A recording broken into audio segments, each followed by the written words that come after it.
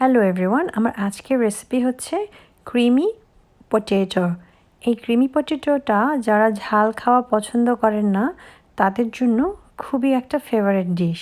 তাহলে চলে যাওয়া যাক, এই ক্রিমি পটেটোটা কিভাবে বানিয়েছি সেটা আপনাদেরকে দেখিয়ে দেব। আমি একটা পাতিলে 1/2 লিটার মিল্ক নিয়ে নিচ্ছি। এরপরে আমি এই মিল্কটার মধ্যে 2 স্পুন অফ বাটার দিয়ে দিচ্ছি।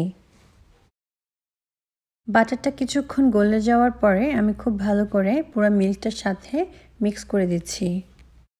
আর আঁচটা একটু লো হিটে রেখে আমি এখন 2টো এগ নিয়ে নিয়েছি। এখন আমি একটা বাটির মধ্যে এগটাকে ক্র্যাক করে শুধুমাত্র ডিমের কুসুমটা নিয়ে নেব। আমি এখানে ডিমের সাদা অংশটা ইউজ করব না, এটা সম্পূর্ণ অপশনাল। আপনারা চাইলে এগ ছাড়াও এই ক্রিমটা তৈরি করতে পারেন। এগের কুসুমটাকে ভালোভাবে মিশিয়ে নিচ্ছি। আমি এটা এখন মিল্কটার মধ্যে দিয়ে দিব।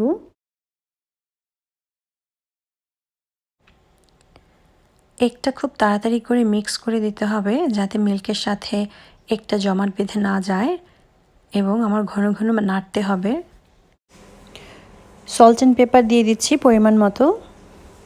এখন আমি একটা বাটিতে 2 স্পুন অফ কর্নফ্লাওয়ার নিয়ে একটু পানি দিয়ে মিশিয়ে নিচ্ছি এবং এটাকে আমার ওই মিল্কের মধ্যে দিয়ে দিব। 2 স্পুন পরিমাণ পার্মেসান চিজ দিয়ে দিচ্ছি। আমি চিজগুলো একটু স্লোলিভাবে দিচ্ছি যাতে আমার এই মিশ্রণটার সাথে চিজগুলো মিশে যায়।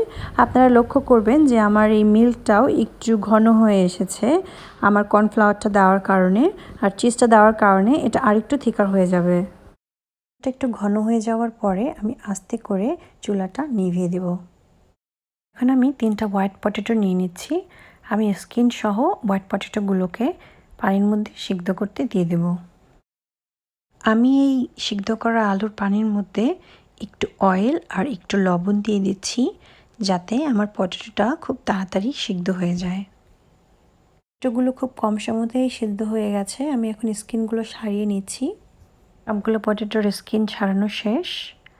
তো আমি এখন পটেটোগুলোকে ছুরি দিয়ে সুন্দরভাবে স্লাইস করে কেটে নেব।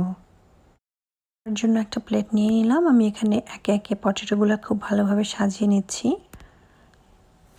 এর উপরে আমি এখন আমার সসটা দিয়ে দেব। আশা করি রেসিপিটা দেখে আপনাদের ভালো লেগেছে। আর যদি ভালো লেগে থাকে তাহলে লাইক, শেয়ার এবং সাবস্ক্রাইব করবেন। আমি তাহলে আজকের মতো এখানেই বিদায় নিচ্ছি। আবার আসবো আরেকটা রেসিপি নিয়ে। আল্লাহ হাফেজ।